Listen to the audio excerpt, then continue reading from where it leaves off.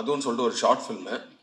அது பார்த்தப்பே வந்து எனக்கு வந்து அந்த ஒரு ரைட்டிங், ஏன்னா அது ஒரு மொட்டை மாடியில் ஒரு பையன் சூசைட் பண்ணிக்க போறேன்னு சொல்லிட்டு ஒரு லவர்கிட்ட மிரட்டுற மாதிரி ஒன்று இருந்துச்சு. அதுவே செம்மையா இருக்கும்.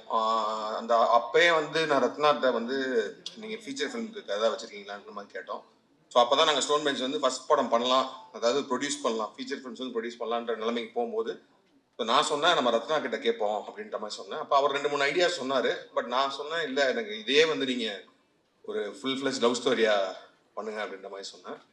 ஸோ அதுதான் மேதமான். ஸோ அதுதான் எங்களோட ஃபர்ஸ்ட் படம். And I will be always proud that Meyaadha Maan is our first film. And Rathna வந்து நாங்கள் இன்ட்ரடியூஸ் பண்ணோம், நாங்கள் அவங்களுக்கு ப்ரொடியூஸ் பண்ணோன்றது எங்களுக்கு எப்பவுமே ஹாப்பியான ஒரு ப்ரௌடான மொமெண்ட்டாக தான் இருக்கும். And what I say in Ratna is is a great very very good writer.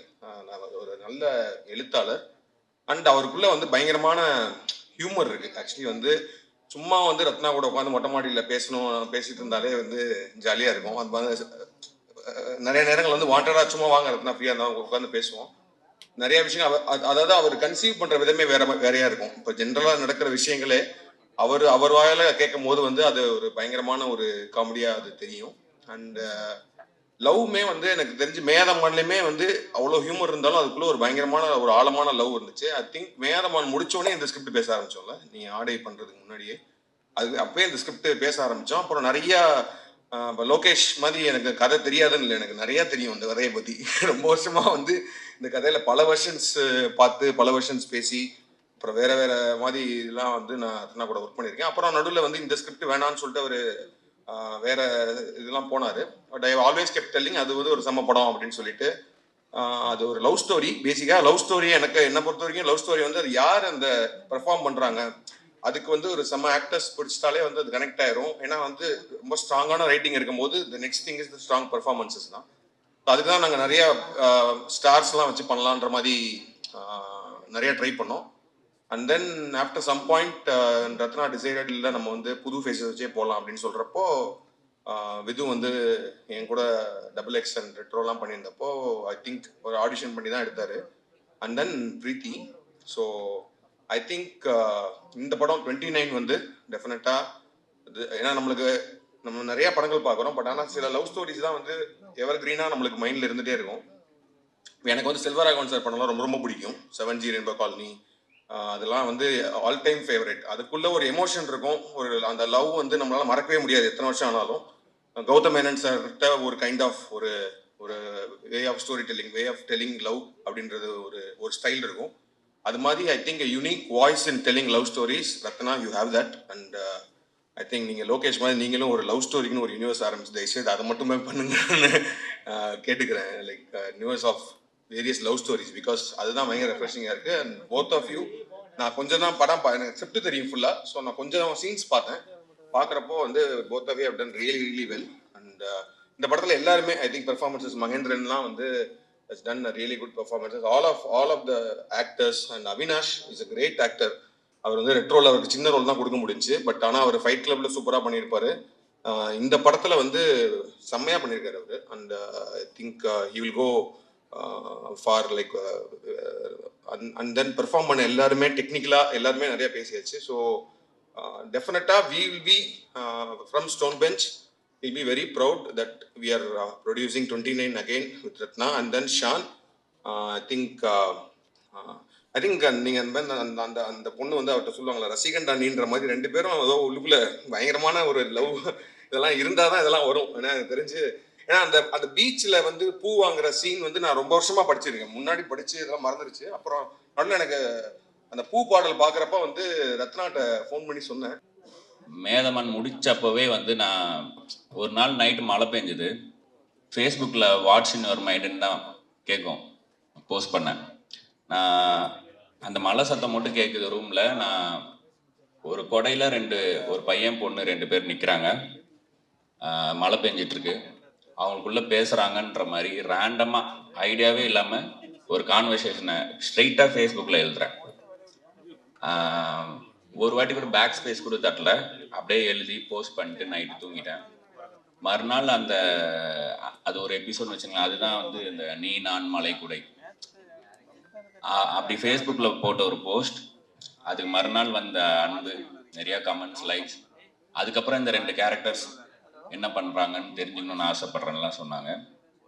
அந்த கேரக்டர்ஸ் நான் பேர் கூட வைக்கல. ஏன்னா ஒவ்வொருத்தரும் அதை படிக்கும்போது அவங்கள கனெக்ட் பண்ணிக்கிட்டோம் அப்படின்னு.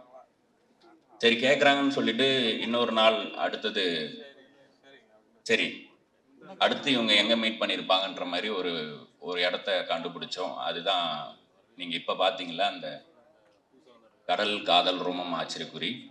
அதுதான் நான் 2வதாக எழுதி திரும்பவும் ஃபேஸ்புக்கில் போஸ்ட் பண்ண போஸ்ட். இப்படி ஒரு 2-3 போஸ்ட் மட்டும் சும்மா இல்லாமல் தோணுனதை டைப் பண்ணி நான் போஸ்ட் பண்ணேன். அப்போது எனக்கு ஒரு பெரிய டைரக்டர்கிட்ட அசிஸ்டண்ட்டாக இருக்க ஒரு ஒரு ஃப்ரெண்டு எனக்கு அவர் ஃபோன் பண்ணி இப்போ எதுக்கு இதை பண்ணிகிட்டு இருக்க ஃபேஸ்புக்கில் வெறும் ஒரு 4 லைக்குக்கும் கமெண்ட்டுக்கும் இதுக்குள்ளே ஒரு நல்ல கதை இதுக்குள்ளே இருக்குது. அந்த 2 கேரக்டர்ஸ்க்கும் ஒரு குட்டி ஸ்பேஸ்க்குள்ளேயே ஒரு கனெக்டை க்ரியேட் பண்ண முடியுது. இது ஒரு படமாகவே ஆக்கலாம், இல்லைன்னா வேறு யாராவது அதை பண்ண போகிறாங்க, தயவுசெய்து அதை டெலீட் பண்ணிடு அப்படின்னு சொன்னாங்க. இதே தான் வந்து நான் மது ஷார்ட் ஃபில்மை யூடியூப்பில் போடும்போது தயவுசெய்து அதிலேருந்து தூக்கிடுங்க, நம்ம அதை தேட்டரில் போடலாம் அப்படின்னு ஆரம்பித்து அந்த மது மேதமான மாதிரி ஆன மாதிரி ஒரு ஃபேஸ்புக் போஸ்ட்லேருந்து இப்போ வந்து இது 29 வந்து நிற்குது. ஸோ யாரோ அவரோட லவ் ஸ்டோரி அந்த கதை இந்த கதைலாம் கேட்டாங்களே, நான் உட்காந்து டைப் பண்ணும் போது ஃபிக்ஷனலாக உருவான 2 கேரக்டர் அவங்களோட ஜேர்னி தான் இந்த படம். அஃப்கோர்ஸ் கேட்டதை பார்த்த மாதிரியும் பார்த்ததை பண்ண மாதிரியும் பண்ணுற பல கலைஞர்களில் நானும் ஒருத்தன். ஸோ எனக்கு எல்லாருமே கண்டென்ட் தான். அண்ட் நான் உள்ள இஷ்டத்துக்கு பேசுறதுக்கு முன்னாடி ஒரு விஷயம் பேசியிருந்தோம். கார்த்திகேயன் சந்தானம் அவர் இல்லாமல் இந்த படம் இல்லை. நான் ஒவ்வொரு முறையும் தயங்கிட்டே இருக்கிறதுக்கு ஏங்கிட்டே இருக்கணும்ன்ட்டு வேலைகள் பார்த்துட்டு இருக்கும் போதெல்லாம் ஒவ்வொரு முறையும் சரி போ, அடுத்தது இது பண்ணலாமா, சரி போ, ஆனால் நீ என்ன வேணாலும் எங்கே வேணாலும் பண்ண, இந்த கதையை ஸ்டோன் பெஞ்ச் தான் பண்ணணும் அப்படின்னு அப்பத்துலேருந்தே சொல்லிட்டு இருந்தார்.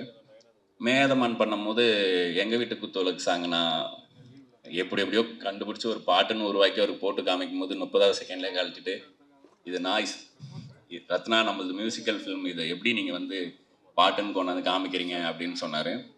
அதே மாதிரி நான் அப்புறம் கார்த்தி சுப்ராஜ்கிட்டையும் காமிங்க எதுக்கும் அப்படின்னு சொல்லும் போது அவர் கேட்டு விழுந்து சிரிச்சிட்டு யாருங்க இவங்க என்ன இப்படிலாம் லிரிக் எழுதி பாடுறாங்க அப்படின்னு சொல்லிட்டு என்ஜாய் பண்ணார்.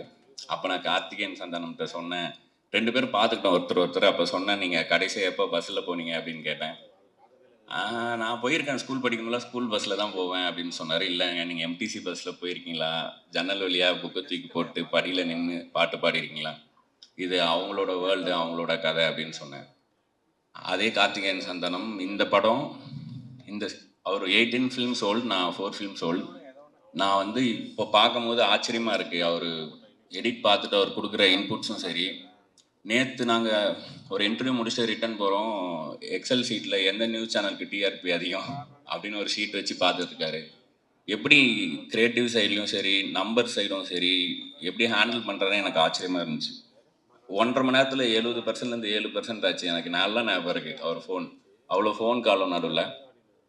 ஸோ இந்த படம் அமையறதுக்கு முக்கிய காரணம் கார்த்திகேயன் சந்தானம். ஏன்னா லோகேஷ் எனக்கு வேற ஒரு வாய்ப்பு அமைச்சு கொடுத்தான், லோகேஷே ஒரு கதை கொடுத்து அதை படமாக பண்ணணும்னு சொல்லி. அண்டு கார்த்திக் சுப்ராஜ் சாரும் வந்து நான் இன்னொரு படம் ஒரு ஆக்ஷன் படம் ஒன்று பண்ணலாம் அப்படின்னு சொல்லி கதையாக கொடுத்தேன். அதுக்கும் அவர் சைடில் முயற்சிகள் பண்ணும்போது